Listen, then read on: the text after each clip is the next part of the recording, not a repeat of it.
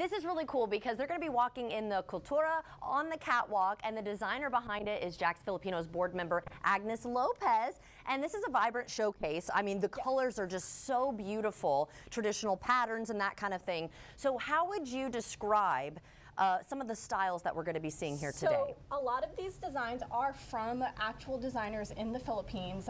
They are current designers that you can get today. Oh, okay, and they've cool. actually incorporated a lot of the traditional weavings and textiles and bringing it kind of more modern for people to wear. Their culture. I think it's fabulous. Everything is so unique and beautiful. So we're going to go kind of one by one and talk about the significance. So Yes. this dress is beautiful. Yeah, so this is Jennifer, and she is wearing a dress by Rurungan. It is Rurungan Satubod.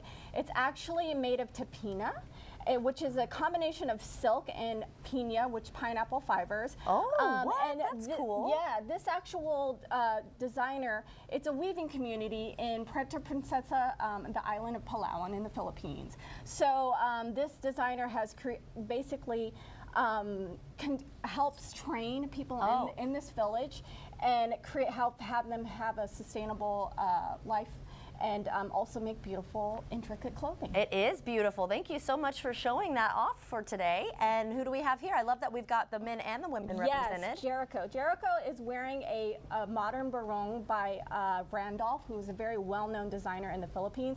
This is actually custom made. He was able to pick his designs and even add some wording in the back, and it is made out of juicy, which I talked about. Juicy is a silk material, and actually this, when it's juicy, that is more of like a business casual wear. Oh, okay. So I really love this Yeah, look. equivalent of business casual, and he's actually also holding a tote by Straightforward, which is an eco-friendly brand in the Philippines as well. That's really cool. Thank you so much for showing that off. You look great. And then who do we have next? Jennifer. So this Look at these sleeves. Yeah, so That is Jennifer, cool. actually this particular fabric I brought back. It's from, I spent time in South Cotabato in Mindanao and with the Taboli tribe. So I actually brought this fabric back.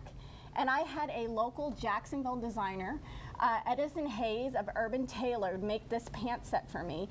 And then we've paired it with a bolero jacket with the butterfly sleeves with very embroidered, and that is by a very high-end, well-known designer, Frederick Birch. Okay, wonderful. You look fabulous. All of you do, but this, I just love the sleeves of that one. All right, we got another gentleman here. Yes, Jeremy is wearing a polo shirt, but with it's a Inabel fabric by Masabel, and this particular fabric, so if you look at all the different patterns, you can tell each weave is from a different region in the Philippines. That's so cool. And so this, and he's also wearing, which is cool, we like to incorporate a little vintage piece. His necklace is a vintage necklace from the 70s in the style of the Infugao tribe. Beautiful. I love it. Okay, and last but not least, we already saw him in the last interview here. So Josh is wearing a piña barong. And so if you see the difference between Jericho's fabric and Josh's fabric. So Josh is piña, it's made out of the pineapple leaves. So and cool. this is considered equivalent of a tuxedo. Oh, really? So okay, this is dressier. Yeah, this is, when you use, particularly when you wear this fabric, that is for a formal tuxedo wear. And it's paired with a malong from the Zamboanga area of Mindanao. And that kind of gives it that elevated look as well. Yes, and so you can see how the embroidery, you know, the Philippines has so many different traditional artisan skills. And for example, my jewelry is all gold hammered, and this is I think a lot of people don't realize the Philippines is during pre-colonial times was very skilled in jewelry, and they have hammered and casting of brass, and also beautiful filigree. Work. Yeah, and then tell me about this real quick too. That is so cool. So this top, again, this is another traditional weave. It's similar to Jeremy from the same area, a local Norte, and they kind of turned it into a modern style, and it's actually kind of